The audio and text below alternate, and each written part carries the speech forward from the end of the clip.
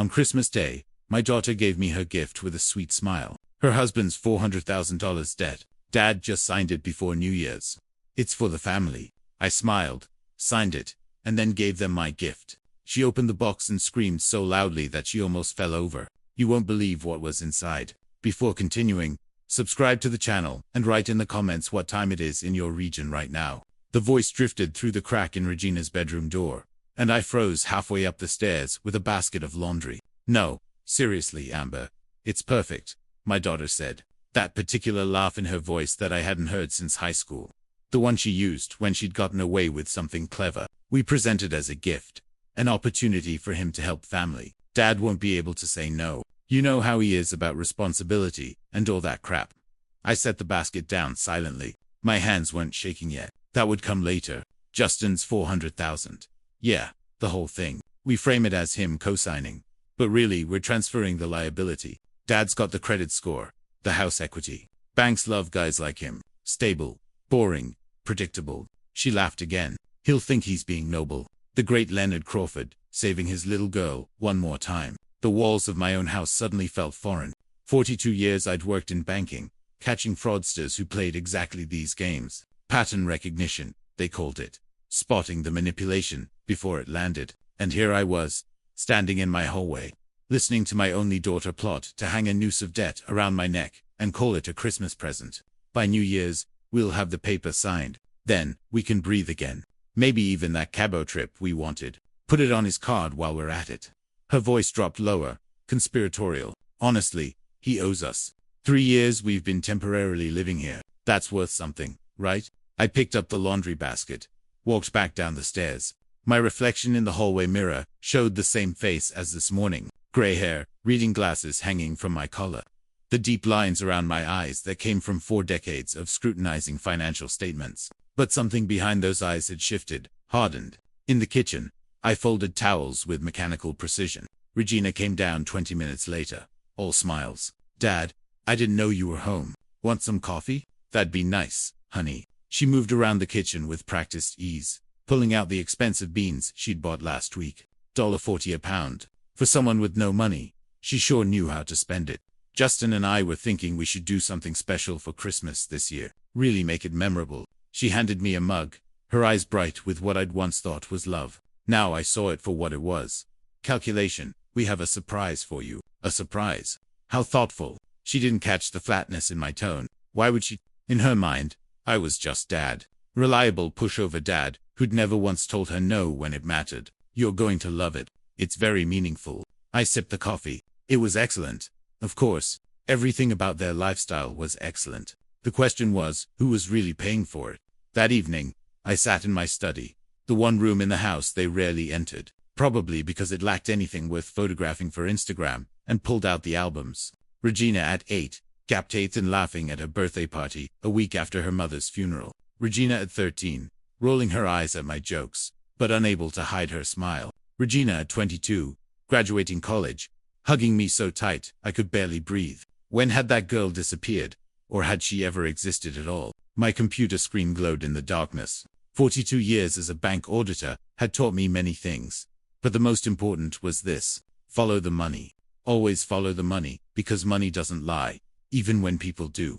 I opened a spreadsheet, started listing what I knew. What I'd observed but ignored because I'd wanted to believe in the daughter I'd raised alone. The new BMW Regina drove 60,000 at least. The designer handbags that appeared monthly. Justin's vintage watch collection, lining the dresser in the guest room they'd colonized. Dinner receipts I'd glimpsed in the trash. $100 sushi.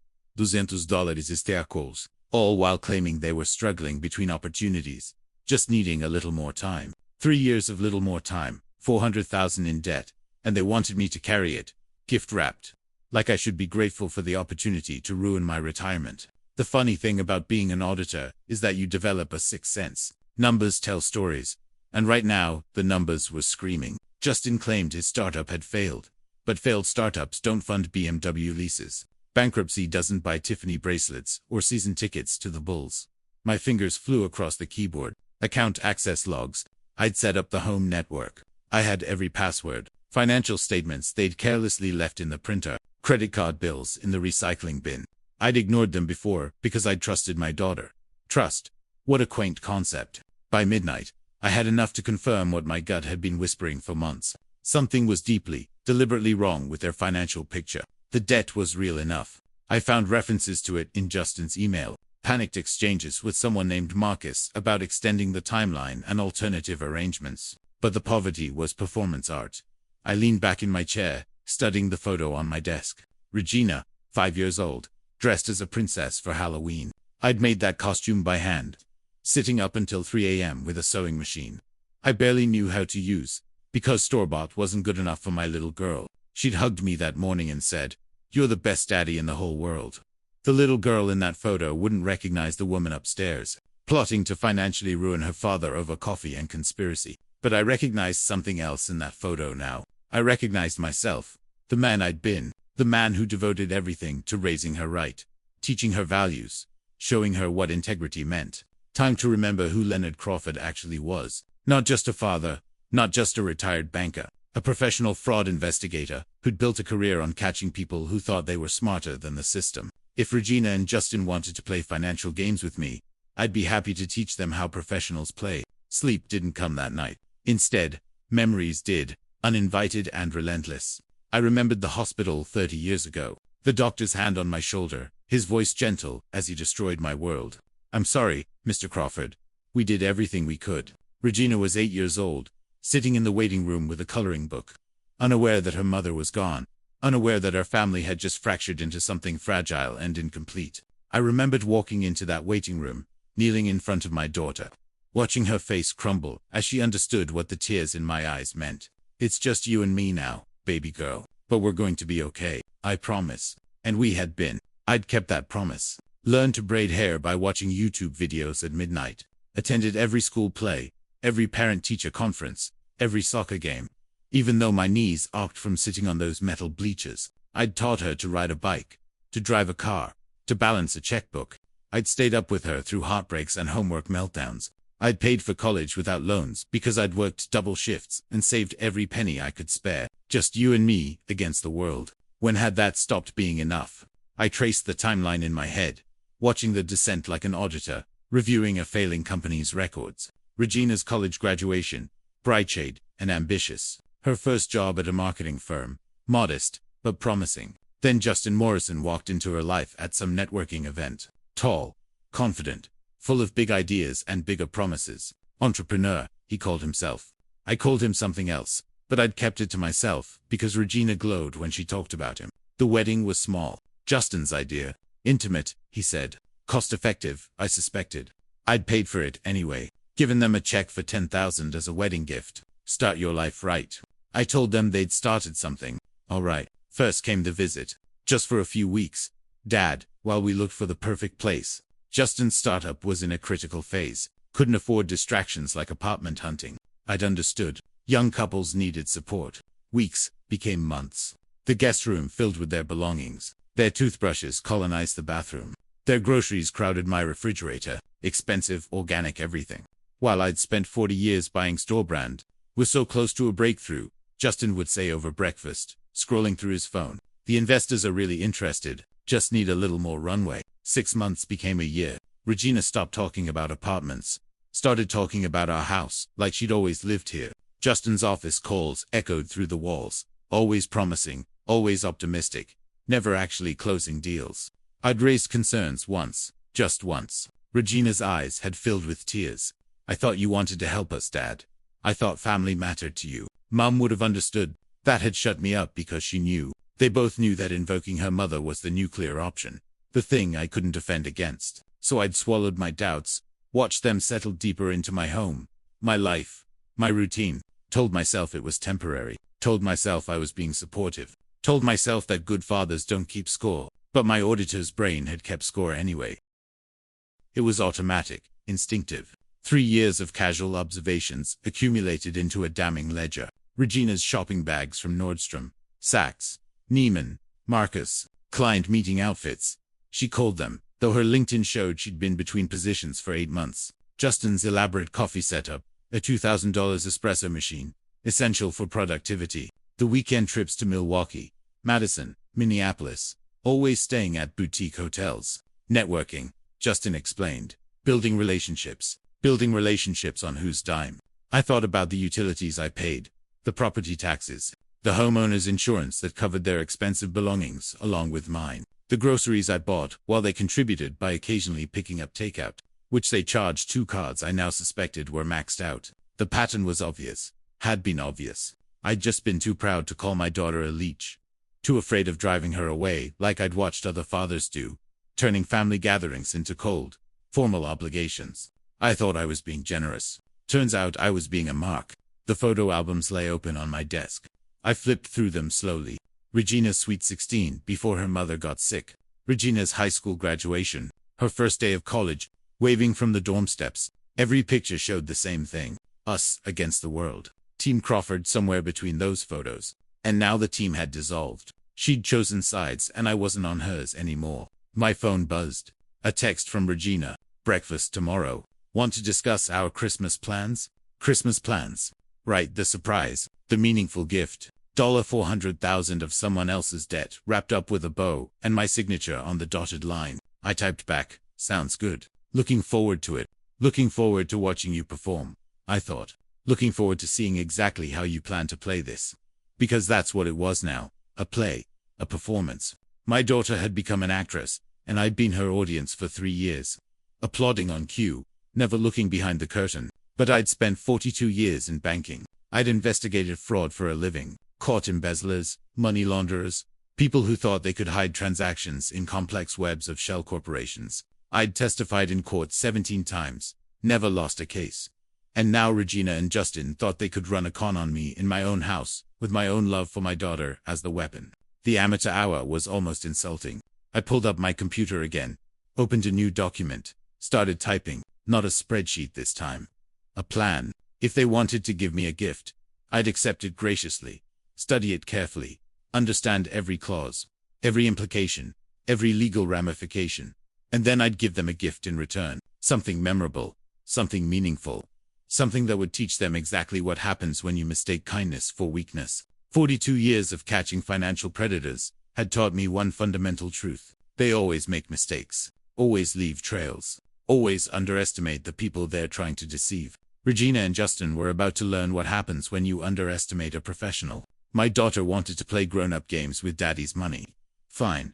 But she'd never asked what kind of games I'd played at work. What kind of mind you needed to catch people who'd spent years perfecting their deceptions. Time for a family lesson in financial literacy. And the tuition was going to be steep. The next morning, I watched them from my study window. Regina and Justin loading shopping bags into her BMW. The one they couldn't afford, but somehow maintained. Premium leather seats.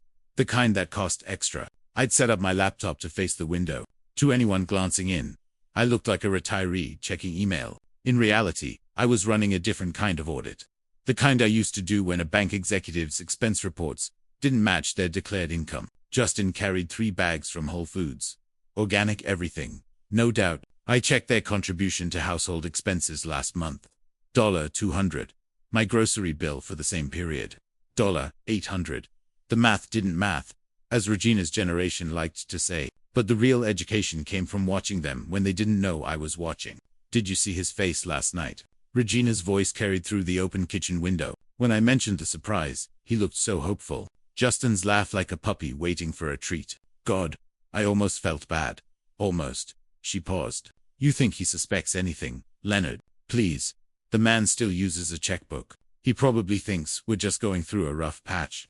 I zoomed in on the computer screen. My network monitoring software showed their devices connected to my Wi-Fi. Every website, every login, every careless digital breadcrumb they'd left behind. They thought I was technologically illiterate. Funny assumption for a man who'd spent the last decade of his career catching cryptocurrency fraud. Over the next 3 days, I compiled what I'd privately started calling the Morrison file.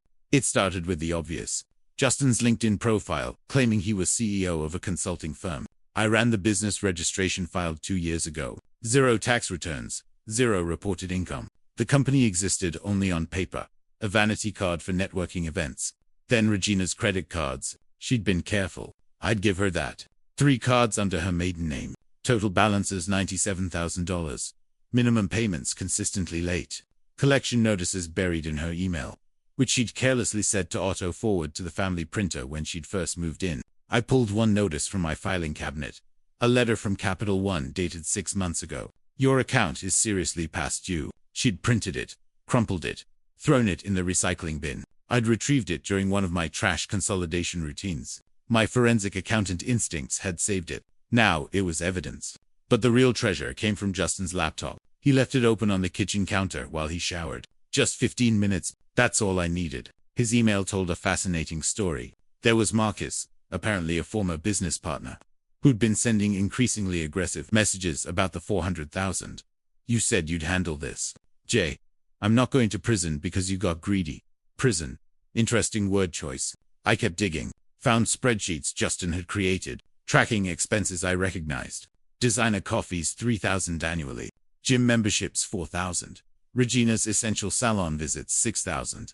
All while they'd been claiming poverty, asking me to cover utilities, insurance, property taxes. The financial literacy course was my favorite discovery. Building wealth after bankruptcy. 12 weeks, $800. Apparently, Justin was taking expert advice on how to look broke while hiding assets. The irony was so thick, I actually laughed out loud. My daughter's husband studying how to fake financial hardship while living rent-free in my house, preparing to dump his debt on me like a bag of flaming trash on a doorstep. I watched them that evening at dinner. Really watched with the eyes of an investigator, not a father. Regina's performance was Oscar-worthy, sighing over her phone. Another rejection email. The job market is so brutal right now. She'd applied to exactly 3 positions in 6 months.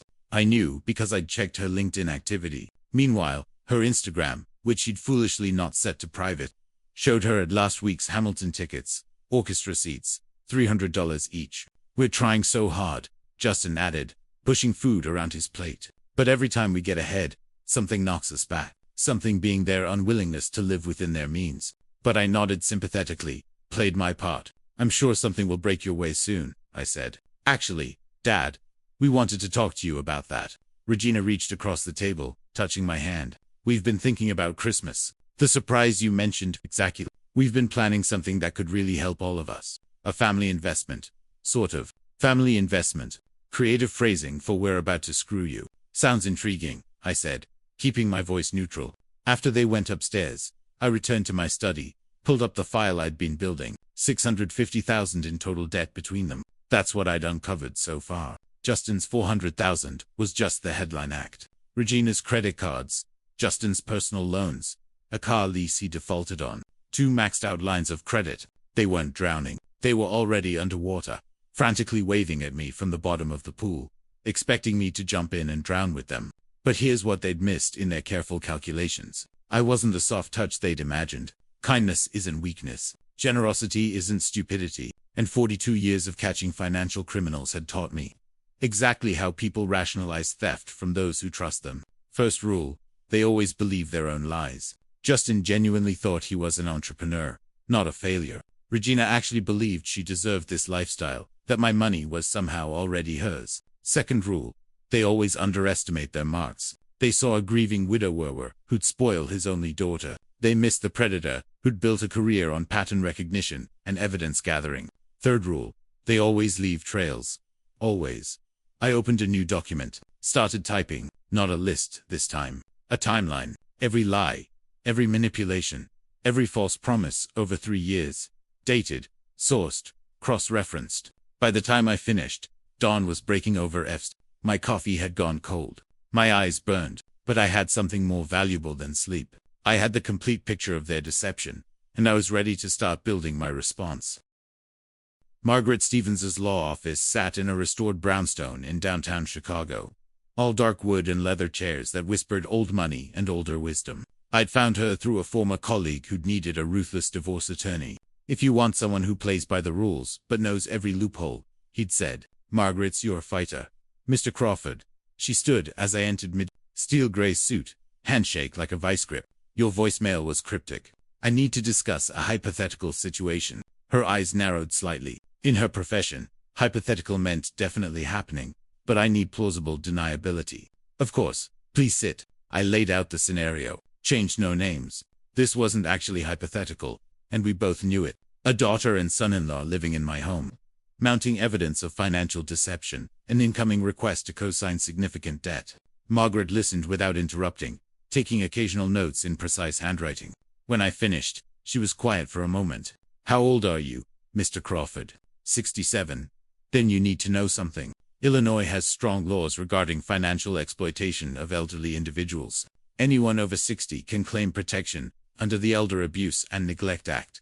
What you're describing, manipulation to assume debt under false pretenses, that's not just morally wrong.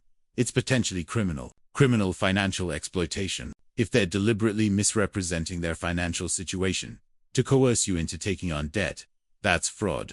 Add in that you're over 60 and they're living in your home. A prosecutor could make a compelling case. I hadn't considered that angle. I'd been thinking civil law, property rights, contract obligations. Margaret saw something darker. What would you need? I asked. To prove exploitation, documentation, evidence of their true financial state versus what they're claiming. Proof of intent to deceive. The more concrete, the better. If someone had that evidence, hypothetically, what could they do with it? Margaret smiled. It wasn't a warm smile. It was the smile of someone who'd seen people try to play games with other people's lives and had learned to enjoy watching justice unfold. Hypothetically, they could protect themselves legally, change estate documents, establish eviction proceedings if necessary, and if they wanted to be really thorough, they could report suspected fraud to appropriate authorities. The IRS, for instance, takes a very dim view of hidden assets during debt negotiations. We talked for another hour. By the time I left, I had a roadmap, not just for protecting myself, for ensuring that Regina and Justin faced actual consequences for their choices. 3 days later, I met Darlene Parker at a coffee shop in Lincoln Park. My contact at the bank had recommended her. Best financial investigator I know. If there's money hidden, she'll find it. Darlene was younger than I expected, early 40s. Dressed like she was heading to a CrossFit class. Laptop bag covered in travel stickers. She ordered an espresso that could have stripped paint. Your son-in-law sounds like a piece of work, she said after I'd outlined the situation. Not my son-in-law, my daughter's problem. She grinned. I like you already. Okay, here's what I can do. 3 days. Full financial workup. I'll need names, dates of birth, social security numbers if you have them. Would it be legal for me to provide that information? You're the homeowner. They're living in your house. You have legitimate concern about their financial stability affecting your property. Plus, Illinois is funny about elder financial exploitation. People in your age bracket get certain protections. She sipped her espresso. I'm not saying you should provide the information. I'm saying if you did, I'd know how to use it legally. I slid a folder across the table. Everything she needed neatly typed. Darlene worked fast. 2 days later, my phone rang. Mr. Crawford, I need you to sit down for this. I was already in my study. Door locked. Go ahead. Your son-in-law is hiding about $165,000 in accessible assets. $50,000 in a startup. His buddy Marcus crypto venture. $35,000 in an offshore account. Probably set up when he thought he was going to be the next tech billionaire. And here's the interesting part. He sold his stake in a sports memorabilia business for $80,000 2 months ago. Hasn't declared it anywhere. $80,000. I wrote the number down while claiming bankruptcy. Gets better. Your daughter has been opening credit cards under her maiden name. Might be technically legal, but the banks don't know she's married. That affects credit evaluation and those cards. She's defaulting strategically, making minimum payments just enough to avoid lawsuits, but never actually reducing the principal. How much total between both of them? You were right about the $650 total, but here's what matters. They have the means to cover a significant chunk. They're just choosing not to. After she hung up, I sat in my study for a long time. Not angry anymore. Past anger, this was something colder, more focused. They weren't desperate people making mistakes. They were con artists running a long game. And there Mark was the man who'd raised one of them. Loved her unconditionally. Given her every advantage he could afford. I opened my laptop, created a new folder, named it Christmas Gift. Inside, I started drafting a comprehensive analysis of the Morrison family financial situation. Charts showing income versus expenditure. Graphs comparing claimed poverty against actual spending. A timeline of lies. Every "we're so broke" conversation matched against credit card statements, showing luxury purchases. I worked like I was preparing for a board presentation, because in a way, I was. The board just happened to consist of my daughter and her husband, and the agenda item was the consequences of treating family like a mark.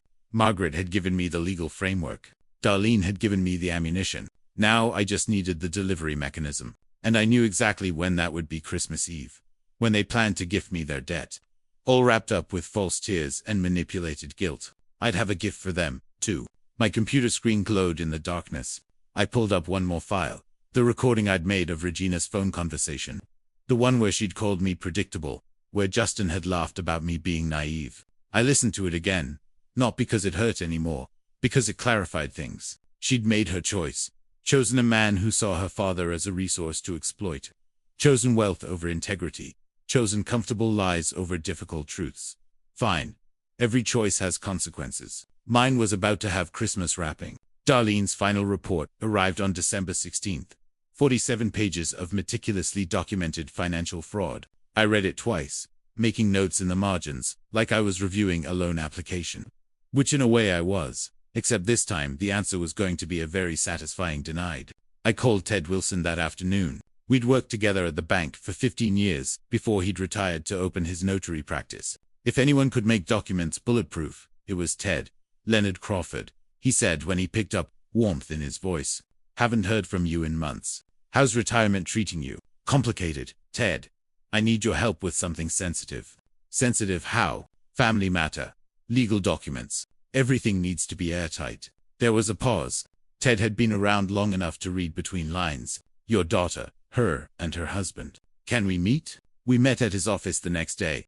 I brought everything. Darlene's report, Margaret's legal outlines, my own compiled evidence, spread it across his conference table like a prosecution laying out a case. Ted whistled low. They really thought they could run this on you. They think I'm a soft touch, grieving widower, doing father, all that. Are you? He looked at me over his reading glasses. A soft touch. I thought about Regina at 8 years old, crying in my arms after her mother's funeral. Thought about her at 18, hugging me at graduation. Then I thought about her laughing on the phone with Amber, calling me predictable. Not anymore. Ted nodded slowly. What do you need? Everything Margaret outlined. Eviction notice, power of attorney, revocations, will amendments, and I want one more thing. I slid a handwritten outline across the table. A formal financial audit. Professional format. Notarized the kind banks use when investigating fraud. The Morrison family financial analysis. Complete with charts, graphs, projections of their debt-to-income ratio, comparison of claimed versus actual spending. I want it to look like what it is, an official investigation. Ted grinned. It was the same grin he'd worn when we'd caught that VP embezzling back in 2008. You want to bury them in their own paperwork. I want them to see exactly how I see them through the lens of 42 years of professional skepticism. It took 3 days. Margaret prepared the legal documents with surgical precision. Ted notarized everything, his stamp, making each page official and irreversible. I compiled the financial analysis myself, working late into each night, finding a strange satisfaction in the methodical destruction of their facade. The graphs were particularly damning. One showed their claimed income versus actual expenditures over 3 years. The gap was a canyon. Another tracked Regina's Instagram posts, geotagged at expensive restaurants, luxury stores, spa retreats against her stated unemployment. A third compared Justin's LinkedIn claims of business success against his actual reported income. 0. I added footnotes. Professional, clinical, devastating. Under a photo of Regina's new designer handbag, estimated retail value $2,400. Date of purchase November 15, 2024. 2 weeks after claiming we can barely afford groceries. Dark humor. Maybe. But after 3 years of being played for a fool, I'd earned some satisfaction. On December 20th, I bought a gift box. Nothing cheap. Elegant red cardboard with gold trim. The kind you'd put an expensive present in. Found it at a specialty shop downtown. The woman behind the counter smiled. Someone special. Very special, I said. At home, I arranged everything carefully. Darlene's report on the bottom. Substantial and official. Margaret's legal documents next, each with bright yellow tabs marking where signatures would be required if they were getting signatures, which they weren't. The eviction notice, the power of attorney revocations, the will amendment, establishing a charitable trust that would benefit everyone except my daughter, unless she could prove 5 years of financial responsibility. On top, I placed the Morrison family financial analysis, my masterpiece. 47 pages of their lies, cross-referenced and annotated. The cover page looked like something from a Fortune 500 boardroom. Comprehensive financial investigation. Morrison Family Unit. Prepared by Leonard Crawford. Senior Bank Auditor. Retired. December 2024. And then, because I couldn't help myself, I added the finishing touches. A toy calculator from the dollar store, bright plastic, the kind you'd give a child learning arithmetic, and a book I'd found at a used bookstore. My first million teaching kids about money, published in 1997, with cartoon illustrations of smiling piggy banks. I tucked them on top, wrapped the whole thing in tissue paper, tied it with a red silk ribbon. Regina and Justin's gift to me was going to be $400,000 of debt disguised as family obligation. My gift to them was going to be the truth, wrapped in irony and sealed with legal consequences. I stored the box in my study closet behind old tax returns, where neither of them would think to look. Every time I passed that closet over the next 3 days, I felt a small smile. Not satisfaction yet. That would come later. This was anticipation. The feeling a chess player gets when they see checkmate forming 3 moves ahead. They thought they knew how this game ended. They thought they'd written the script. Desperate daughter, loving father, inevitable rescue. But they'd forgotten something crucial. They'd forgotten that I'd spent 4 decades studying how people tried to cheat systems, how they rationalized theft, how they always underestimated the person they were trying to con. December 23rd arrived, cold and clear. Christmas music played on the radio. The house smelled like Regina's expensive pumpkin candles. Purchased, no doubt with credit, she had no intention of paying back. I went to my study one last time before dinner, looked at the photos on my desk. Regina through the years, smiling at the camera, trusting that her father would always be there to catch her. I'd always believed I was raising her to be independent, strong, capable of standing on her own. Turned out I'd accidentally raised someone who thought standing on someone else was easier. Time to correct that lesson. I picked up the gift box, felt its satisfying weight, carried it downstairs, and tucked it under the Christmas tree, hidden behind the larger presents they'd arranged. Probably empty boxes for show. Tonight they were going to ask me to shoulder their burden, and I was going to give them mine. The dinner table looked like something from a magazine spread. Regina had outdone herself. Candles, cloth napkins, the good china we usually only use for Thanksgiving. Festive and warm and completely artificial, like a stage set for a play about happy families. Justin carved the roast. I'd paid for that, too, I noted with theatrical precision. This is nice, he said, smiling at Regina. Having a real family dinner. Feels like the old days. What old days? The ones where they moved in temporarily and never left. But I kept my face neutral, playing my part. It's lovely, I agreed. Regina, you've really made everything special. She beamed, reached across to squeeze my hand. You deserve it, Tad. After everything you've done for us. The irony was so thick I could taste it. Everything I'd done for them included providing free housing, paying utilities, covering property taxes, buying groceries they supplemented with luxury items charged to hidden credit cards. But sure, I deserved a nice dinner. We made it through the meal with pleasant small talk. Weather, sports, carefully avoiding any mention of jobs, money, or the future. I watched them exchange glances, little nods of coordination. They'd rehearsed this, probably spent hours planning the perfect approach. Finally, as Regina served coffee, expensive beans naturally, Justin cleared his throat. Leonard, Regina, and I wanted to talk to you about something important.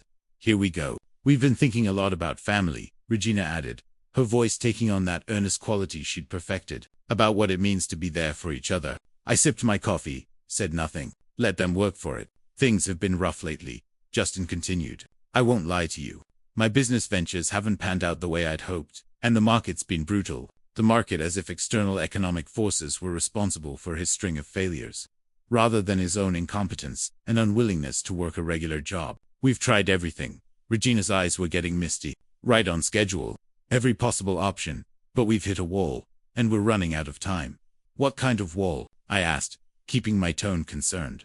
Justin reached under his chair, pulling out a leather folder, set it on the table between us like he was presenting a peace treaty. I have some outstanding debts, business loans that are coming due. The creditor is getting aggressive, and if we don't resolve this soon, there could be serious consequences. How serious? Legal action, possibly liens. It could affect our credit for years, maybe even impact our ability to rent an apartment or get jobs.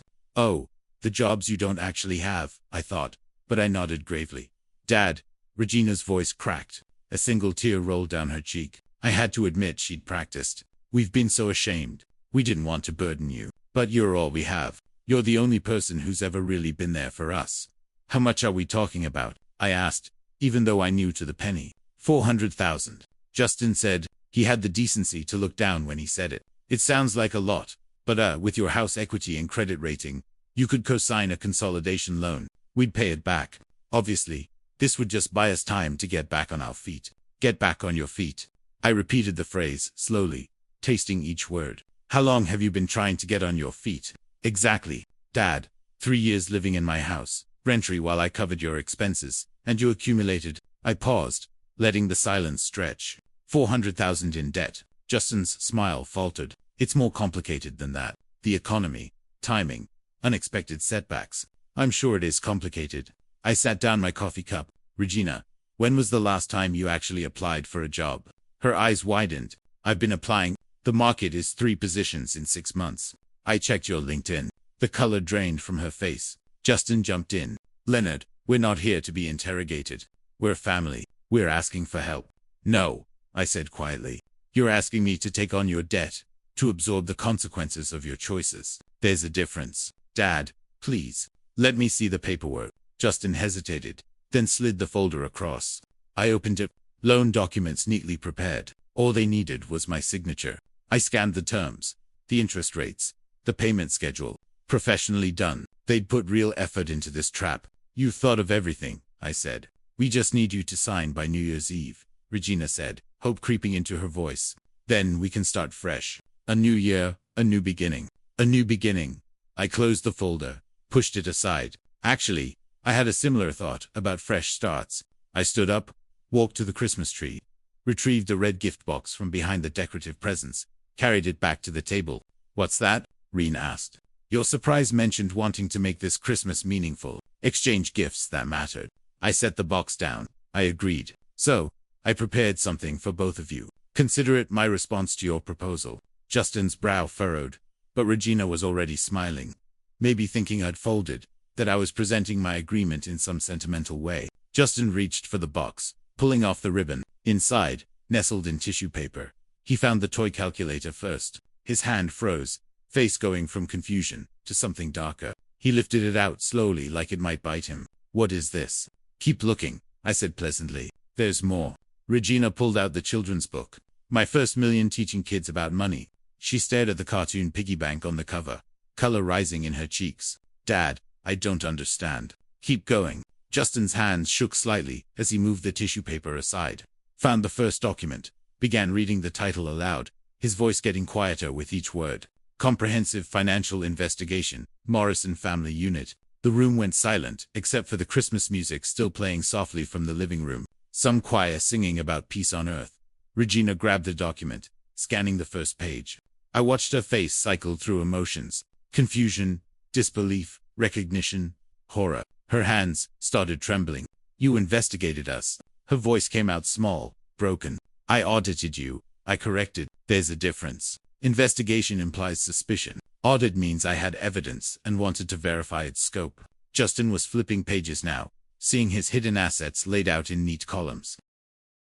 The offshore account, the startup stake, the undeclared business sale. His face had gone the color of day-old oatmeal. This is, he started, then stopped. Started again. You can't just page 15 is particularly interesting, I said conversationally. That's where I detail your claimed bankruptcy against your actual hidden assets. 165,000, give or take. Funny thing to forget about when you're asking your father-in-law to absorb 400,000 in debt. Regina was crying now, real tears, not the performative ones from earlier. You spied on us, invaded our privacy. I lived in my own house and observed what you carelessly left visible. There's a legal distinction. I gestured to the box. But there's more. The really good stuff is underneath. Justin's hands were trembling now as he pulled out the next layer of documents. The eviction notice sat on top, official and irrevocable, with Margaret's firm's letterhead making it absolutely legal. Notice of termination of Tenny, he read aloud, his voice cracking. You're kicking us out? 90 days, as Illinois law requires. You have until March 24, 2025, to vacate the premises. That's more than fair considering you've been living here rent-free for 3 years. Regina snatched the paper from him, scanning it frantically. Dad, you can't do this. This is our home. My home. I corrected gently, which I've generously shared, while you accumulated $650,000 in debt and hid $165,000 in assets. Keep reading. There's more. They dug deeper. Found the power of attorney. Regina had been able to access my medical records, make certain financial decisions in emergencies. Not anymore. Found the will amendment, establishing a charitable trust. Regina's face went white as she read the conditions. A trust. You're leaving everything to charity. Not quite. Read the fine print. You can access the trust after 5 years of documented financial responsibility, steady employment, debt repayment, no hidden accounts, full transparency. I leaned back in my chair. Basically, you have to become an actual adult. This is insane. Justin was on his feet now, pacing. You can't disinherit your own daughter because we hit a rough patch. Rough patch? I laughed and it came out sharp and cold. A rough patch is losing a job. A rough patch is unexpected medical bills. What you two have been doing is systematic financial fraud, while living in my house, eating my food, using my utilities, and planning to saddle me with $400,000 of your debt as a Christmas present. The room went silent, except for the ticking of the grandfather clock in the corner. Regina's eyes were swimming with tears. Real ones this time, not the calculated variety from earlier. When did you, December 10th? I said. I was bringing up laundry. Your bedroom door was cracked. I heard you on the phone with Amber laughing about the perfect plan, about how your predictable old dad would never say no, how I was basically a checkbook with sentimental weaknesses. Her face crumbled. I didn't mean yes you did. I pulled out my phone, opened a file, turned the volume up. My voice came through the speaker, then Regina's crystal clear. We present it as a gift, an opportunity for him to help family. Dad won't be able to say no. You know how he is about responsibility and all that crap. I let it play. Let them hear Justin's voice. He'll think he's being noble. The great Leonard Crawford saving his little girl one more time. And Regina again. Honestly, he owes us. 3 years we've been temporarily living here. That's worth something, right? I stopped the recording. Illinois is a one-party consent state for recordings in private residences. Everything I collected is perfectly legal. Want to hear more? I have 17 separate conversations documenting your plans. Justin sat down heavily, all the color gone from his face. You've been recording us for 2 weeks, 13 days to be precise. Once I knew what you were planning, I made sure I had documentation. Old habit from the bank. Always get everything in writing. Or in this case, in audio. Regina was openly sobbing now. Daddy, please. I know we made mistakes, but mistakes. I opened the financial analysis, flipped to a specific page. This is a mistake. I pointed to a line item. 1 overdraft fee because you weren't paying attention. This, I gestured to the entire document, is a pattern. 3 years of deliberate deception, strategic debt accumulation, and planned exploitation. We were going to pay you back. Justin tried, but even he didn't sound convinced. With what money? Your hidden 165. The money you've been carefully concealing while crying poverty. I pulled out another section of Darlene's report. Your offshore account in the Caymans. $35,000. Your stake in Marca's crypto startup. $50,000. The $80,000 you got from selling your share of sports vault collectibles 2 months ago. Where is that money, Justin? He couldn't answer, just stared at the papers like they might spontaneously combust and save him. You see, that's the thing about being a bank auditor for 42 years. You learn to spot patterns, hidden assets, strategic bankruptcy claims, attempts to manipulate family members into assuming debt. I've seen it all, investigated it all, testified about it in court 17 times. I met his eyes. I never lost a case. This isn't court, Regina whispered. Not yet, I agreed. But there's one more document in the box you haven't found yet. Bottom right corner. Justin's hand shook as he pulled it out. Notice of suspected financial fraud to the Internal Revenue Service, he read aloud. You reported us to the IRS. I reported unreported income, hidden assets, and potential tax evasion. They'll investigate, and if they find what Darlene found, and they will, they're very thorough. You'll face audits, penalties, possibly criminal charges. I paused. Though I suppose you could use that financial literacy course you've been taking. Building Wealth After Bankruptcy. Ironic title, given the circumstances. Regina looked up sharply. You knew about that too. I know everything. Every purchase, every lie, every calculated manipulation. That's what I've been doing for 13 days. While you two rehearsed your Christmas sob story, I was building a case. I gestured to the box, and there it is. 47 pages of your choices. Consequences included. The grandfather clock chimed 9. Christmas music still played faintly from the living room. Silent night. Holy night. All is calm. All is bright. Except nothing was calm in this dining room. Nothing was bright in their futures. Justin stood up, hands balled into fists. You can't do this. You're destroying your own daughter over money.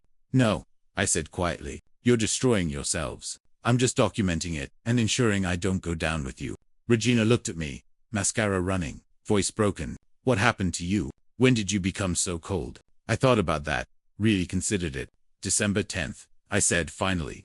The moment I heard my daughter laugh about manipulating me. The moment I realized you weren't asking for help. You were running a con on your own father, in his own house. I stood up, began gathering the documents. I raised you better than this, Regina. Your mother would be ashamed. It was a low blow.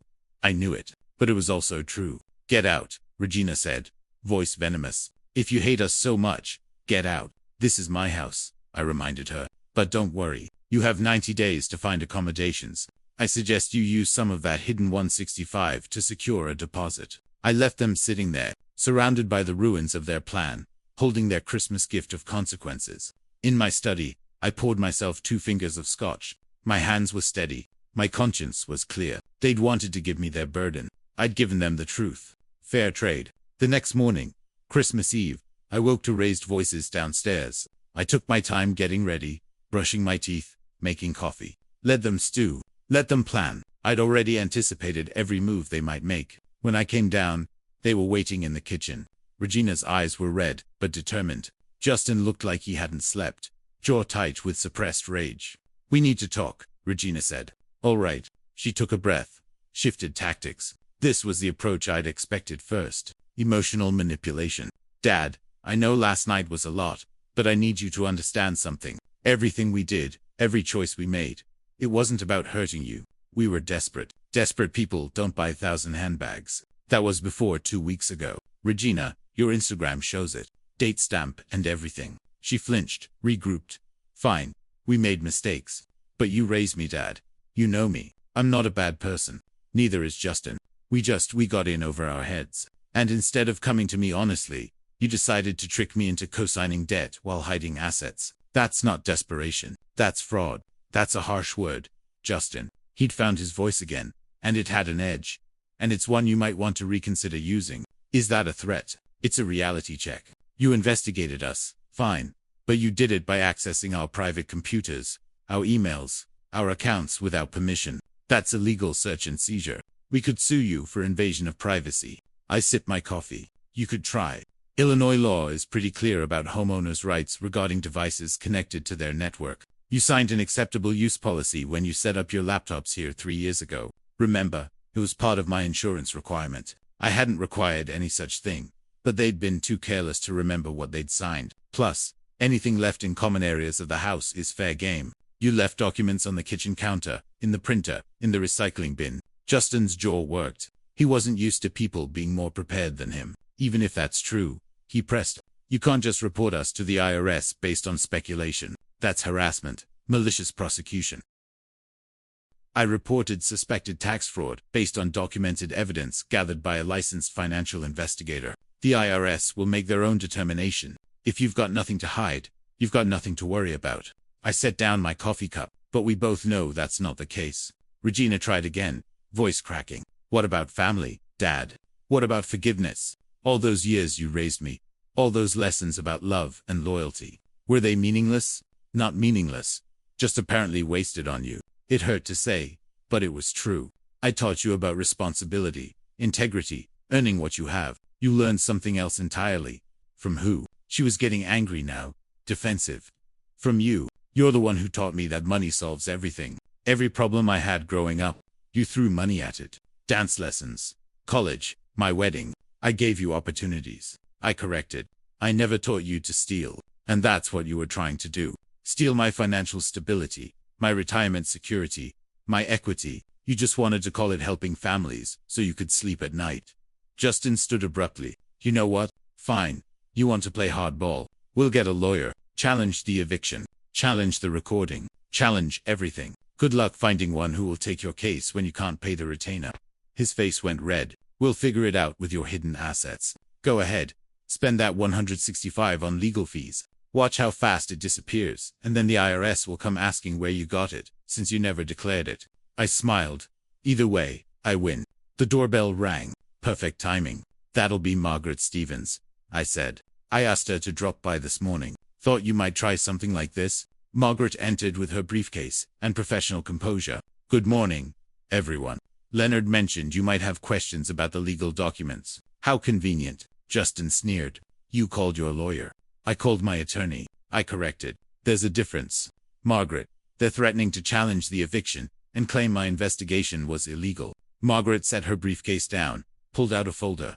Mr. Morrison, Mrs. Morrison, let me be very clear. Everything Leonard has done is entirely within Illinois law. The eviction notice provides 90 days exceeding the minimum requirement. The financial investigation was conducted by a licensed professional, using publicly accessible records and information obtained legally within Leonard's home. The recordings were made in Leonard's private residence under one-party consent laws. What about elder exploitation? Regina jumped on that. We could claim he's being manipulated, that he's not thinking clearly. You could, Margaret agreed. But elder exploitation laws in Illinois are designed to protect seniors from financial abuse. Given the documentation Leonard has of your attempts to manipulate him into assuming significant debt while concealing assets, such a claim would backfire spectacularly. In fact, you'd be making the prosecutor's case for them. Justin and Regina exchanged glances. Their weapons were being turned against them one by one. This isn't over, Justin said, voice low and threatening. No, I agreed. It's not. You have 87 days left. I suggest you start packing. The next few days were fascinating to watch. Christmas passed in cold silence. Regina and Justin stayed in their room, mostly emerging only for tense, whispered conversations in the kitchen. I kept to my study, working, reading, maintaining my routine. On the 26th, I received a call from Margaret. Leonard, you should know. Justin's creditors just contacted me. They received copies of your financial investigation, the ones showing his hidden assets. Did they now? I sipped my coffee. How did that happen? You already know how. Her voice carried approval. They're filing to seize those assets. The offshore account, the crypto stake, everything. He can't hide anymore. Seems fair. They're owed money after all. That afternoon, I heard Justin on the phone in the living room. His voice carried raw with desperation. Marcus, they know about the crypto fund. They know about everything.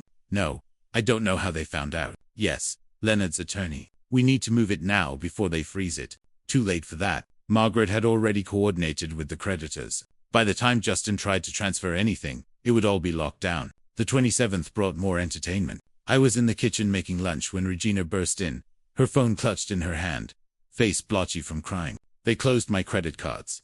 All of them, and my bank is demanding full payment immediately. Which bank? Chase. Capital One. All of them. She shoved the phone at me. They're saying I committed fraud by not disclosing my marital status. But I didn't. I used my maiden name. That's legal. It's legal to use your maiden name. I agreed. It's not legal to deliberately conceal your marital status to manipulate credit evaluations.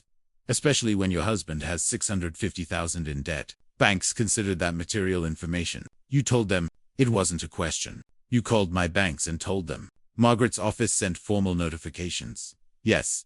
As part of documenting your financial situation, banks have a right to know if their risk assessment was based on incomplete information. This is insane. She was shaken now. Phone still thrust at me like a weapon. You're destroying us. Actually destroying us over money. Over $400,000 that you could easily afford.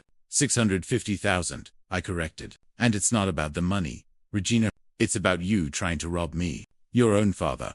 The man who raised you, who sacrificed for you, who loved you unconditionally. I set down my sandwich. You didn't ask for help. You plotted to trap me. There's a difference.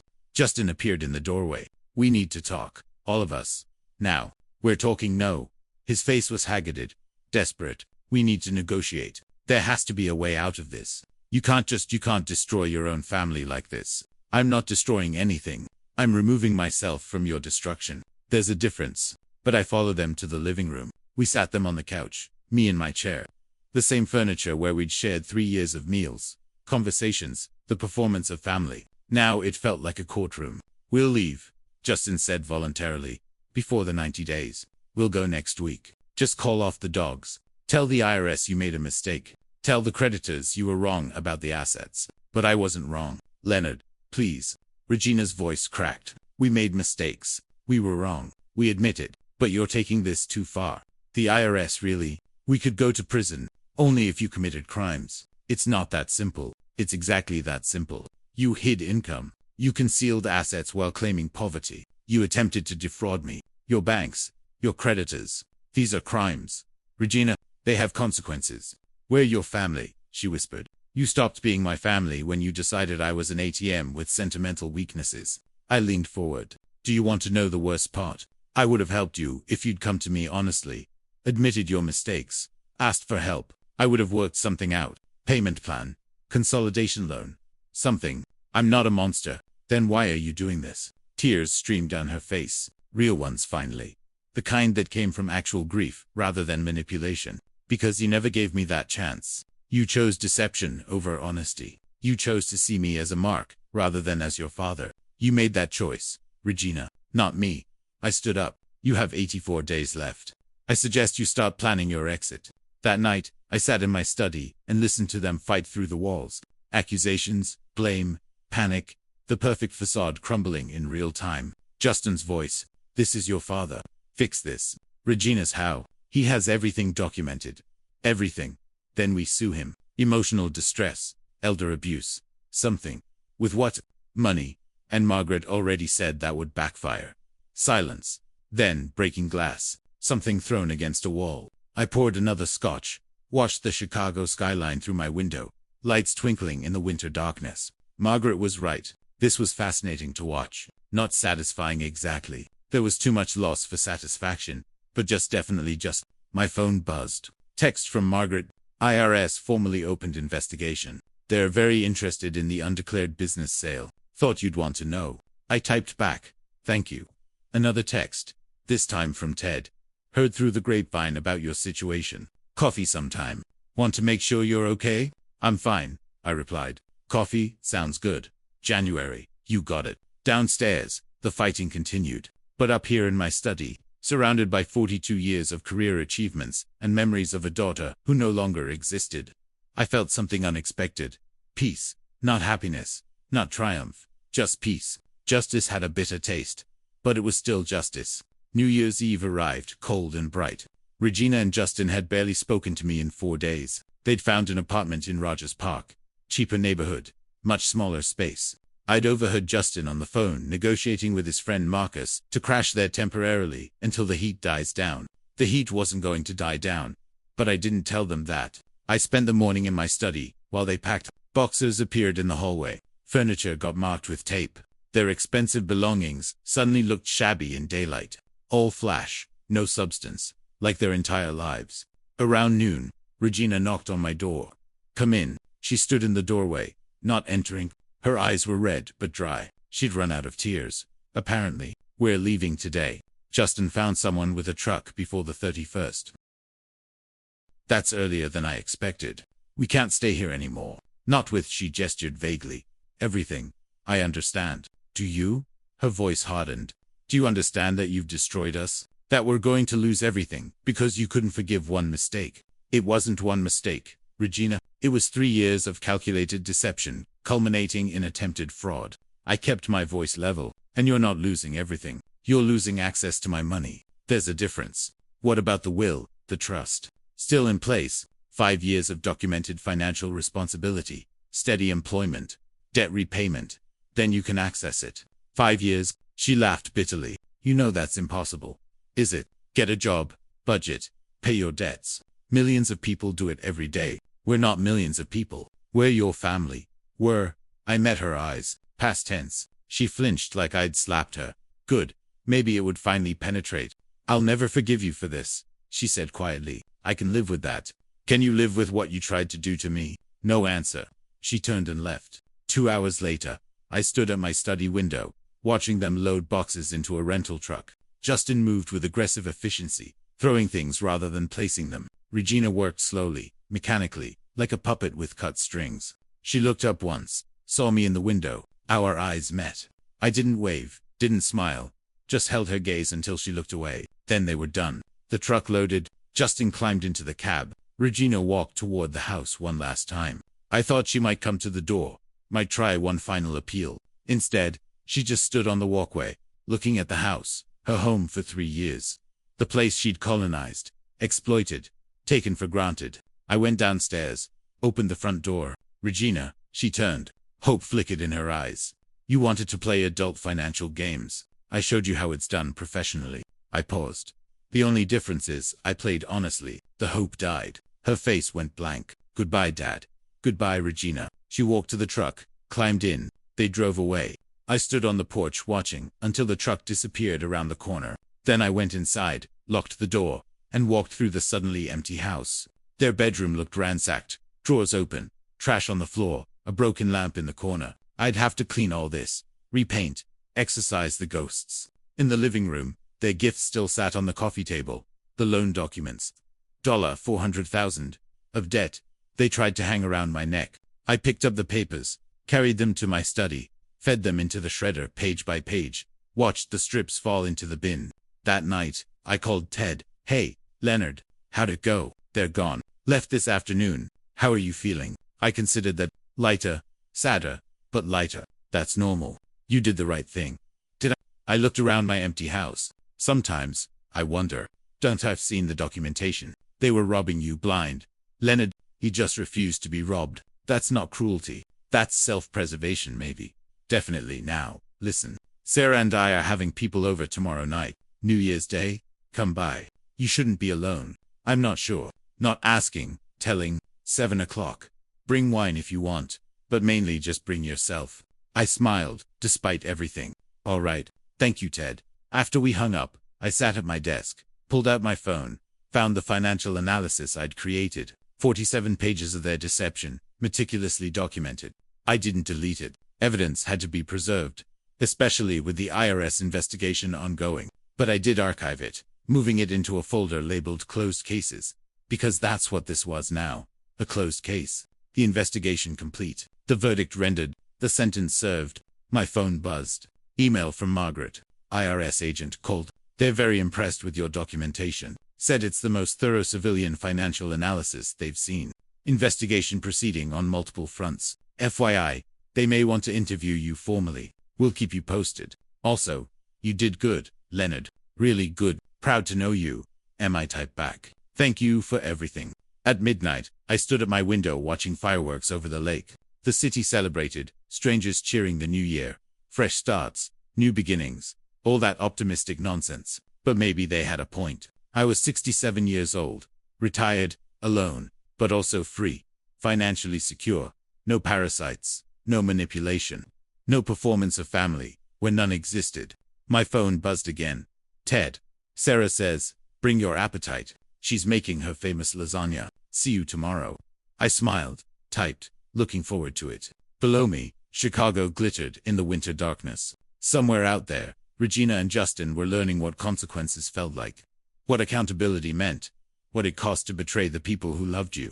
I hoped they learned a lesson. I really did. But whether they did or not, it wasn't my problem anymore. I'd raised my daughter to be independent, strong, capable. Time to see if any of those lessons actually stuck. As for me, life after 67 was just beginning. And this time, I was choosing who got to be part of it. If you like this story, please like this video, subscribe to the channel, and share your impressions of this story in the comments.